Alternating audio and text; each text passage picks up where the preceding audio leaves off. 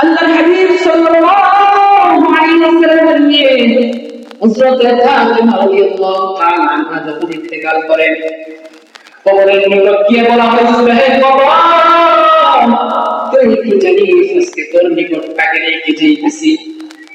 ইনি বলেন জান্নাতি মহিলাদের সর্দারনি হযরত ফাতিমা রাদিয়াল্লাহু তাআলা আনহা। কবর উত্তর দিল না। দ্বিতীয়বার আবার গিয়ে বলা হলো, হে কবর, তুই কি জানিস আজকে তোর নিকট কাকে রেখে যাইতেছি? ইনি হলেন জান্নাতি পুরুষদের সর্দার হাসান হুসাইনের মা হযরত ফাতিমা রাদিয়াল্লাহু তাআলা আনহা। তখন কবর উত্তর দিল না। তৃতীয়বার আবার গিয়ে বলা হলো, তুই কি জানিস আজকে তোর নিকট কাকে রেখে যাইতেছি? ইনি হলেন শেষ নবীর মেয়ে হযরত ফাতিমা রাদিয়াল্লাহু তাআলা আনহা।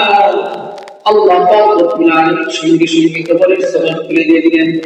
কবর বলতে লাগলেন, কে হাসান হুসাইনের মা, কে জান্নাতি মহিলাদের সর্দার?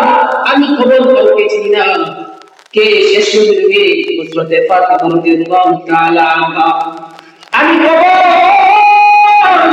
কাউকে চিনি না। আমি কবরের ব্যক্তিদেরকে চিনি যে আমার নিকট নিয়ে আমল দিয়ে আসবে। আমি কবর তাকে সম্মান দিব, তার সাথে ব্যবহার করব। আর যে ব্যক্তি আমার নিকট বড় আমল নিয়ে আসবে, আমি কবর তার সঙ্গে ব্যবহার করব।